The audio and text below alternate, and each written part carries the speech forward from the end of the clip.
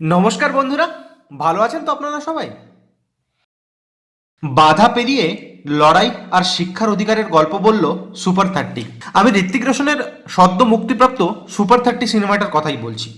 आनंद sir ने हमेशा कहते थे creating geniuses 30 at a time. রাজার ছেলেই যে রাজা হবে, এই ফর্মুলার বাইরে বেরিয়ে যোগ্য ছাত্রদের আইআইটির মতো কঠিন পরীক্ষা পাশ করানোর স্বপ্ন দেখেন আনন্দ। थोड़ा मुस्कुराओ और मन में ही फॉर्मूला बनाओ। চারপাশে তখন ব্যাগের ছাতার মতো গজিয়ে উঠেছে বেসরকারি ট্রেনিং স্কুল। সেখানে গরিব বাবা মায়েরা পাত্তাই পান না। নাম আনন্দ কুমার, বিহারের পাটনা থেকে কিছুটা দূরে একটা ছোট্ট গ্রামের বাসিন্দা। সেই গ্রামের নাম তেমন কেউ জানে না। সেই মাস্টার মশাইকেও হয়তো এতদিন কেউ আবার পড়েছেন কোনো বইয়ের পাতায়, কিংবা কোনো ডকুমেন্টারিতে, কিংবা কোনো নিউজ পেপারে।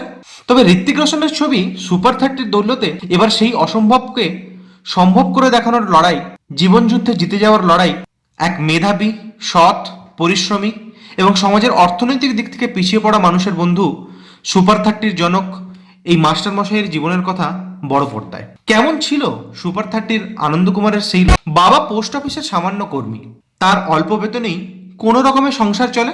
তবে অসম্ভব মেধাবী আনন্দ কুমার স্বপ্ন দেখে অঙ্ক নিয়ে পড়াশোনা করার, বড় হয়ে কিছু করে দেখানোর।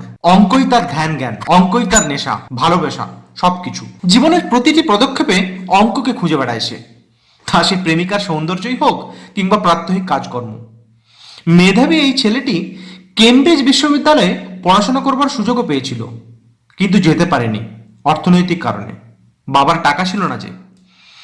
বাবার মৃত্যু এক লহমায় বদলে দেয় আনন্দ কুমারের চোখে ভেসে থাকা সেই স্বপ্নটা। তবে এই আনন্দ কুমারের চোখ দিয়েই স্বপ্ন দেখতে শেখে অর্থনৈতিকভাবে পিছিয়ে পড়া বা বিপিএল তালিকাভুক্ত দেশের কিছু অসম্ভব মেধাবী ছাত্র। প্রত্যেক বছরই মাধ্যমিক কিংবা উচ্চ মাধ্যমিকের পরে আমরা বিভিন্ন সংবাদপত্রে জানতে পারি কিছু মানুষের এরকম অসাধারণ জীবনযুদ্ধের কথা। Biotech engineer, marine architect, NASA.